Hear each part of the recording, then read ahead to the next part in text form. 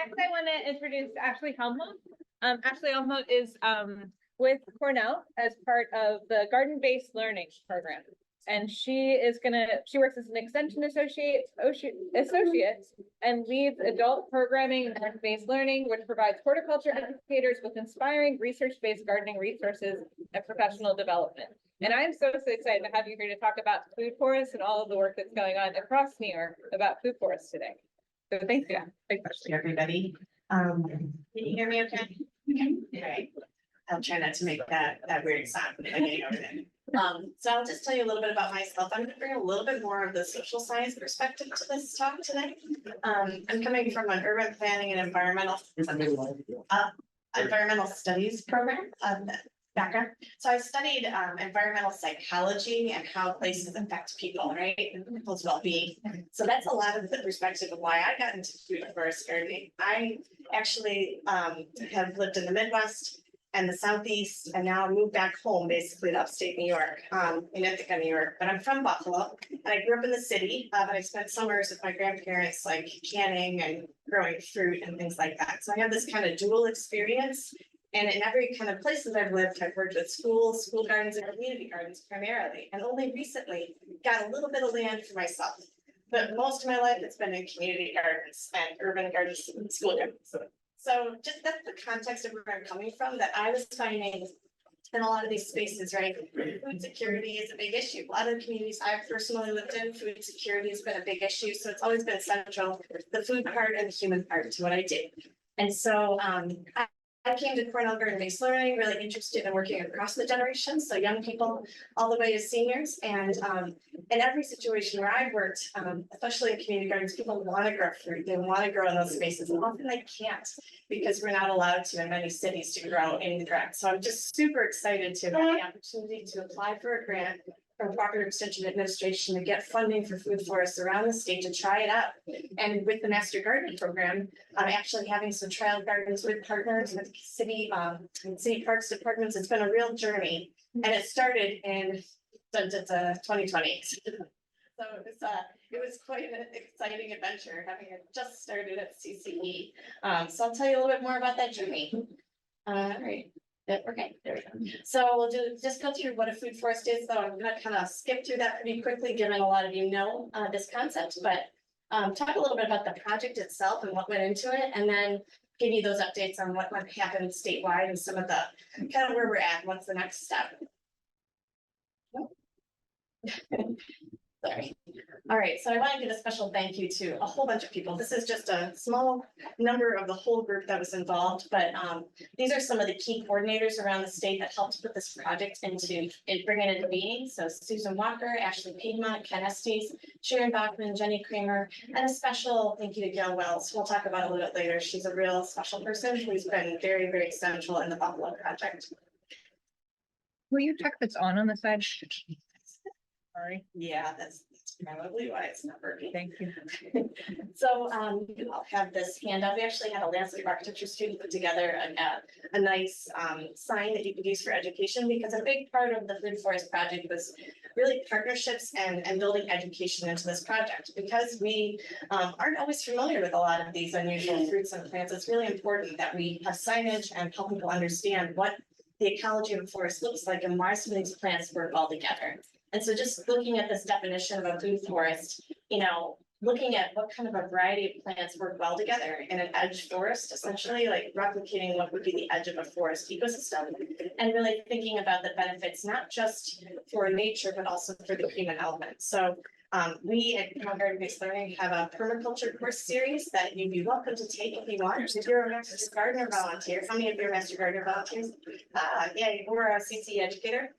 You would have access to a free version of our permaculture course in an advanced course for Master Gardeners. So once you go through the core training, you can take advanced sessions that are kind of self-guided, and one of them is all about food forest design. So I have some information on that for you if you need it. But essentially, it steps in creating a food forest, right? It's not just looking at the conditions of the site. We want to definitely do a water survey, a sun survey for the site, look at soil, basically the same things you would do if you're designing a regular garden. But we're also thinking about what are the objectives for the site around social issues. So many of our sites around the state looked at things like where is there a lack of food access in their communities. So some of the sites, again, are in rural areas, some are in urban areas, but they really looked at, let's build partnerships with those that are interested in food access in their communities and want to work with us to put this plan together and design it with the community's input involved. So after selecting the site, of course, creating like a little bit of a boundary, understanding that these are often small sites. So in our cases, these are in urban areas. Many of them are, again, small, underutilized sites or vacant lots. And then thinking about, of course, the layout for larger trees, thinking about the time scale and thinking about this as a longer term project, this is like mimicking the succession of a forest, starting out with small plants and thinking about how they're going to grow and you're adding plants every year. And then, of course, thinking about the animal species maintenance and access as a long-term strategy. Hopefully it works. Yeah, they've been doing things on the other end, so now it's you. This being a quiz. So the layers of food forest, right? The canopy layer, we've talked a lot about this with some of the other speakers, but looking at those larger trees that are going to produce maybe some shade under site. So thinking about what can actually exist underneath them. A lower tree layer of dwarf fruit and nut trees. These are more of the production, for your fruit. Some of the large trees though could be nut trees or even like maple trees in a food forest. A shrub layer, of course, with all the fruit, bushes and varieties you've seen today. And then an herbaceous layer. So we aren't going to get as much into that, but this is an important piece too, is thinking about how do we attract, right, beneficial insects and pollinators. And also for some of the other animals that exist in the ecosystem. We haven't talked a lot about that today, but I think that's something a lot of permaculture and agroforestry folks like to think about. How do we integrate more poultry and other things into the system? A ground cover, of course, edible plants that function like a living mulch. And then also some folks, we're not going to get a lot into this, but the rhizosphere layer, more of the root plants you've heard about, like sunchokes and others that people have talked about, and a vertical layer of vines. So again, we're asking a lot of our CC educators around the state. They actually proposed site designs, and many of them that proposed them were landscape designers by background. So they had a little bit of a head start on that, but I think it's been a learning curve for a lot of us. We haven't gotten as much into the maintenance side of things. We did do some online webinars that show you about maintenance, but I would love to do more about that because I think that's where the rubber hits the road.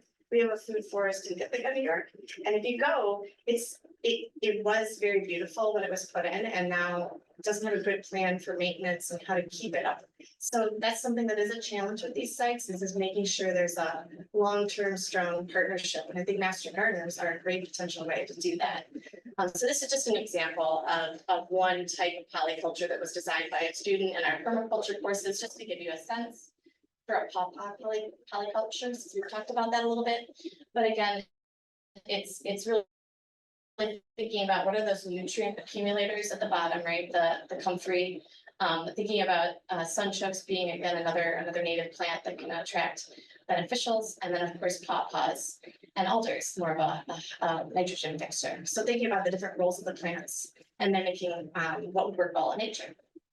So I want to just share really quickly. We have a number of posters that you all should have in your resource list that are for the seasons. They're based on ecological gardening concepts by the season. So we've tried to create a campaign, which I'll get into a little bit more all about that. But just so you know, that's what the picture is. So in assessing needs for this project, we first worked with a group of experts around the state that really were very knowledgeable about some of these perennial cropping plants, like Roger Hort, who used to be with CC Schuyler, with Barb Neal and CC Tioga, Jenny Creamer, formerly of CC Tompkins and Cornell Garden-Based Learning, and several other really knowledgeable folks around the state to get together during the pandemic and really think about what do we need as a state for education on ecological gardening concepts. We then really met with our Cornell Botanic Garden staff, as well as permaculture design course instructors, to ask how can we make this accessible to more than just the really knowledgeable folks and the nerds in the room that really love this kind of thing. I know I'm speaking to my audience, but I also were thinking about, I want to get other people in this game. We want to get lots of people who are interested in this to learn more. So we engaged these folks that were actually used to be high school educators in this. So we had a bunch of different backgrounds, a bunch of different people, and included some community activists, including Gail Wells, in that conversation. How do we engage like a diverse set of people from many different backgrounds to think about what we want to share with the community? So we looked at a sustainable gardening survey that was done by CC Duchess, which reached out to 500 master gardeners, asking them about what skills they had or didn't have around sustainable gardening. We did a professional development survey asking CC educators around the state what they'd like to learn. And then we got some feedback surveys from Ag and Service, which is like our statewide conference. And so we designed these objectives. We came up with advanced topics courses that's in this Moodle course. If you haven't been on Moodle, anybody been on Moodle? It's our statewide CCE online course system. And we developed smaller advanced topics in water management, soil health, climate change and plant selection, food security and community food systems, and then integrated pest management, biocontrol, thank you, Mark, and food forest design principles. And so we actually, well, first what we did was we decided to do sustainable landscape lunch and learn. So with the pandemic, we wanted every month to do another topic that we thought would address some of the needs we found in the surveys. And then the longer term project is creating these modules online to teach people. So making it more open source to all of our master gardener volunteers on these new skills like pollinators, weeds, cover crops, choosing unusual fruits. Thank you, Laura McDermott. We have a number of different topics in there that are really wonderful. And the idea was to get people to go online to learn them, but also have some interactive sessions online during the pandemic. But we didn't want to stop there. We wanted to also develop hands-on ecological gardening guides. So a book that you could take out into the garden. This was created by Jenny Kramer with CC Tompkins. It's still in development, but a sample of it was given to the folks at this conference last year. We also developed a food forest trial garden field day event. So hands-on skills during the pandemic. We're like, all right, we're gonna do this all outside. We're gonna get a big barn in Tioga County, and we're gonna have rotating workshops, essentially like you're doing today, to teach people skills around this topic. And then finally funding for 4 additional food forest trial gardens around the state and rating the success. The rating part hasn't happened yet because the food forest literally just got out. I'll tell you a little bit about why that happened, but it's a good lesson learned around food forest design and implementation.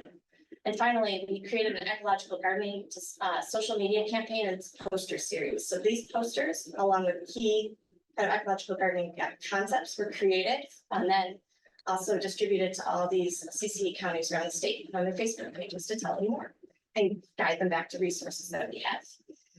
So that's all the things that we did from 2020 to 2022. And I think, honestly, it's finally coming together. And what's really fun is now these sites are in the ground. So you can go and see them and hopefully bring your master gardeners and community members to join. So like I said, online in our Moodle course, there's a plant selection guide for food forest trial gardens. It's like a large database of plants that are within the zones, our current climate zones in New York State. So you can search by your zone and look at conditions needed for those plants. And that was created with the support of Roger Ort, and I'm on the office of Tucky as well, helped with that.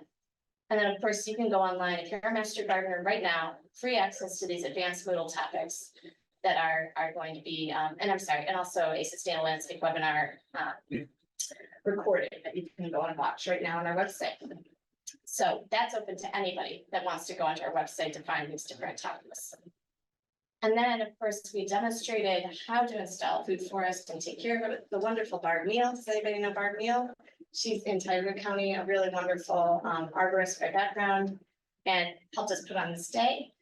And then, of course, in 2023, we actually were able to fund some of these sites. And finally, they're on the ground after much work. So I'm going to tell you more about how that happened.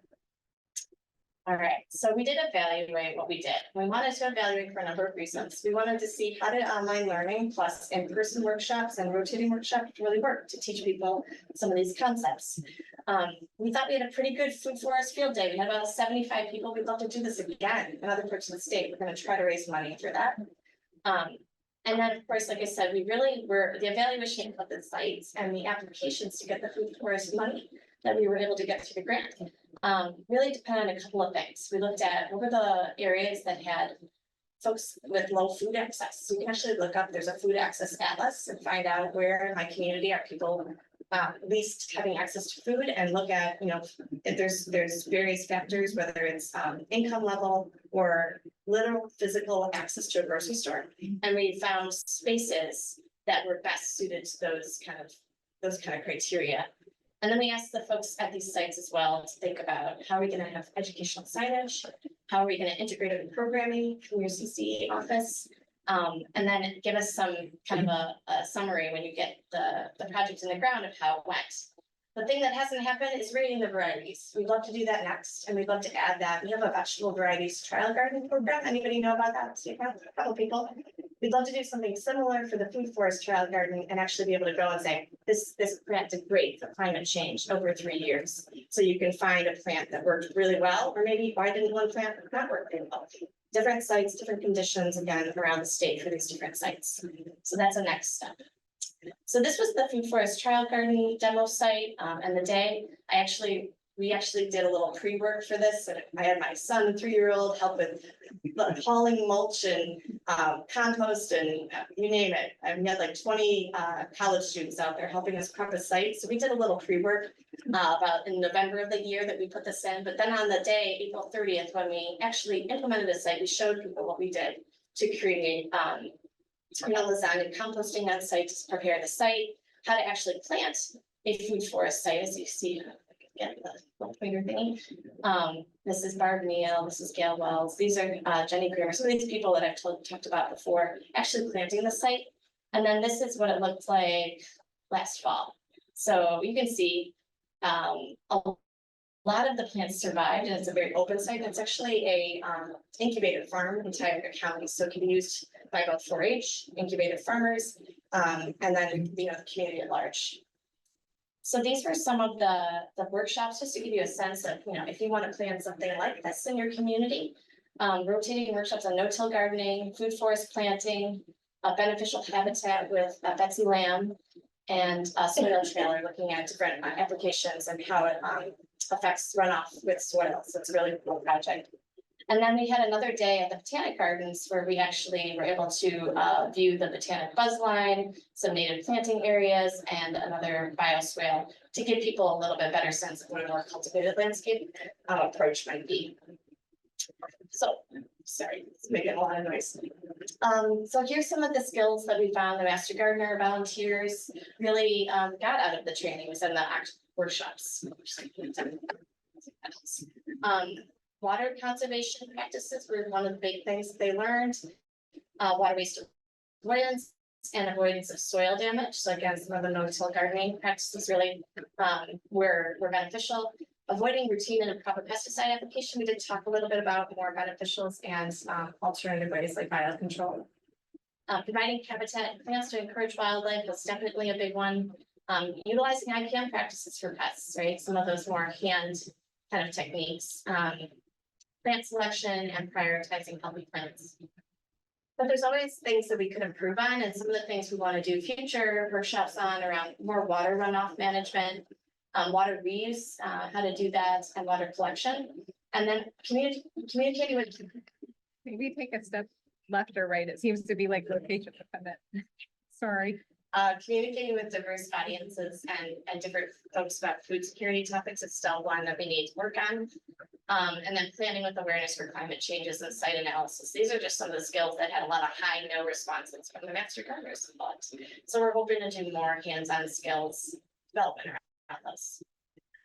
All right, what you're all been waiting for, the food forest trial garden sites. These are the actually our 5, right? So Tioga was the demo site, and those other 4 are the ones that we chose for our food forest trial garden. So we had a lovely landscape architecture partner of Barb Neal, who produced this little diagram, as you can see. But some of the trees that they chose for this site were shagbark hickory, Cornell cherry, chestnut crabapple, and dwarf peach and dwarf hazelnut.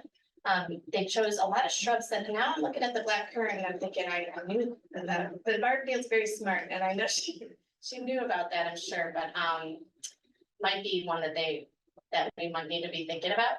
They had elderberry and gooseberry, like I said, 2 of each of those, and lingonberries and cascaps. So a lot of the ones you talked about today. But then they also integrated a lot of herbs and annuals, thinking about those nutrient accumulators, thinking about attracting wildlife to the site. So this is it today. You can kind of see how it's grown, and this is a couple years later. So that was 2022. So this is what it looks like two years later. They've received several other grants to improve the site, which is really great. So we only gave $3,000 to sites, and they were able to do all of this. And they got grants to do some children's areas and again, put some other kind of amenities in to make it more appealing for folks to spend time there. And it has a lot of potential for education, like I mentioned, for the 4-H on site and for the incubator farm folks that are there. So those are just some of the wonderful things that have resulted. But again, the black currants are the ones that have done really well. So unfortunately, the Cornelian cherry was lost. And so some of these other, I want to find out from the current educator there why that might have been and get a little bit more background. And this is where the evaluation can really come in. I would love some help from the wise people who know more about these plants than I do to really create an evaluation for that. So we can look at what factors were at play when they lost some of the plants they did. The second site is CC Livingston. I know we got somebody from Mount Morris here today.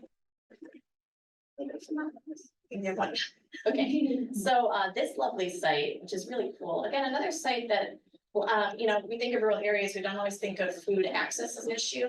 Definitely in that community, they have a strong seed to supper program to help with food access. And they wanted a site that would be a future site for educational programming for that program, which is a low budget gardening program. And so this site is right on like, and near the Letchworth State Park area. So a very beautiful site, close to town, and has a number of things on site already to make it more educational, you know, a future spot for a pavilion. So some of the things that are here, they have elderberry, again, a very shady site, elderberry, raspberry. They're looking at, again, they have currants as well, and gooseberries and jostaberries. They have pawpaw that did survive a lot of deer pressure. They finally have put in some deer fencing to help, which they should have probably done the first year, but didn't work out. So that's been a big problem for this site, as well as keeping at bay some other kind of invasive species on the site. So this is what it's very much in its second year really, but it's very slow going because of the deer pressure. So they put in this lovely deer fence that actually looks like trees. It's hard to tell these are 2 posts, and this only cost $50 for these posts that he was able to find. And then he's putting in some raised beds with pallets, which is a really nice approach. So again, it's going to be a multi-use site for both vegetables and for the food forest. And they really want to do some programming around the, like I said, food security programs, seed to supper programs. Monroe, this is another site that has changed gears a couple of times. They had a partner who was on board and then wasn't on board, so that happens sometimes. But luckily, what's really nice about CC Monroe is its office is located right adjacent to the city line, so they're very close to neighborhoods where people can walk and be there. So they really were able to find a site right on their CC property, and they have an urban farm there as well that will be able to utilize the site in the future for education.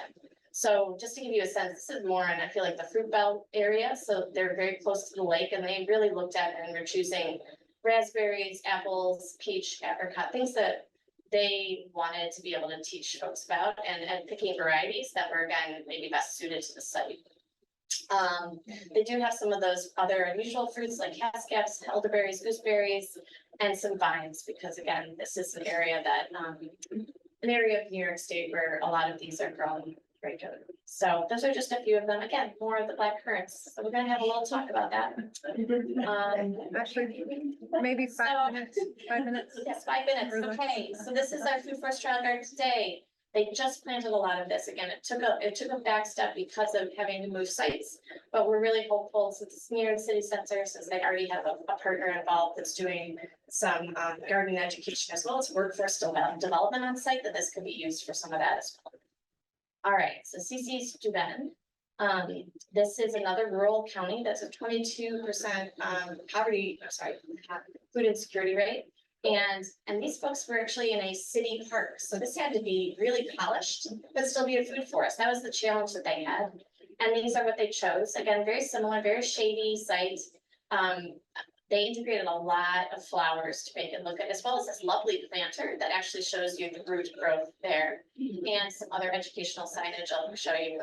So it's going to be used by forage educators, youth education. It's going to be really great. So this gives you a sense of what it looks like. And again, you can see how polished a food forest can be polished and look really, really like a part of a city park. And integrating some wonderful signage to educate people about native plants was a big part of their goal. So they had a transition of horticulture educator, started the project. Now Susan Walker did a fantastic job to put it together, even though she was new. And again, they had some board members that were involved. And they did a careful planning process. They really, really took their time doing the whole process for sun assessment, water assessment. And I think the result really shows really well. And they did a fantastic job of integrating all the needs of the partners. Our final site is the Food Forest Trial Garden in Erie. This one, I think, is almost nearest and dearest to my heart, having being from Buffalo, but also because of the people involved. All of the projects are wonderful, and this one in particular is in a neighborhood on the east side of Buffalo that is particularly had a lot of disinvestment. And in Buffalo, you might have heard about the top shooting that happened not far away. Many of the trees that were chosen were, again, you'll see there's 17 on here, but they actually chose to plant on a day on the anniversary of that event in honor of the African American Heritage Corridor where this is happening. So it's really, really meaningful site. And the folks involved wanted to integrate African American heritage into the site and into the design, which I thought was really interesting. At first, their design was going to be a milky, like what is it, the Big Dipper? Because that was how African Americans traveled north on the Underground Railroad. And I thought that's a beautiful idea. But they have a landscape architect who also donated time. They have a lot of those who made this design for them and integrated, again, some vegetables that were from more of the African diaspora as well. So while the cherries and elderberries and some of these fruits aren't necessarily, these were more chosen for food for the neighborhood where this site is. There's a Montessori school across the street and a high school across the street. So really cool project. M&T Bank donated 15 trees in addition to our $3,000. They did a great job putting in all those great trees. And we got some help from Anya Osatunki, I'm saying her name right, and she helped with selecting some better varieties for the site. The folks also visited the Cornell Botanic Gardens Seeds of Celebration and Survival exhibit to get inspiration by Cornell. If you haven't checked it out, check it out. It's really cool. I want to just say this is in honor of Gail Wells. She just passed away suddenly. She was the leader of this project and a dear friend to our program, and was one of the first Seed of Summer sites in the state. Led Buffalo Freedom Gardens project in Buffalo during the pandemic to give people free raised beds. She's just an amazing human being, and we're gonna miss her. Our next steps, we really hope to rate the varieties we chose in these different sites. We want to develop more workshops in your communities around the state, and we'd love to promote the ecological gardening social media campaign again, and potentially a book if it comes to be. So that's it. I think all done.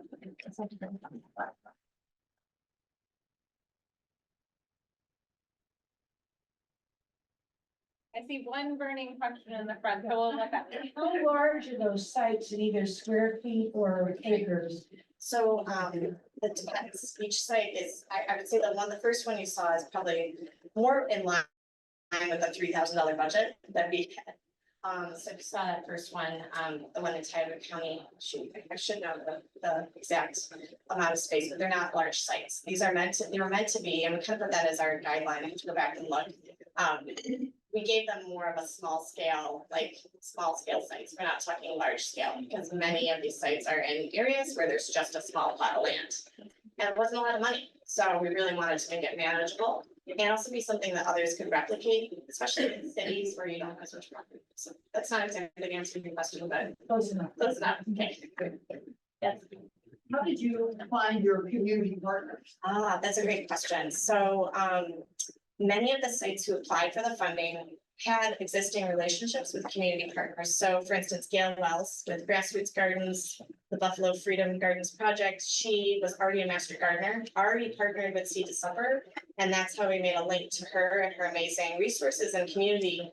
And so she had great resources and, like I said, connections in the city of Buffalo with the Parks Department already.